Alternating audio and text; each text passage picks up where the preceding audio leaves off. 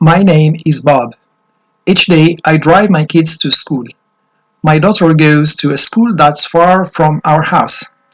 It takes 30 minutes to get there. Then I drive my son to his school. It's close to my job. My daughter is in the sixth grade and my son is in the second. They are both good students.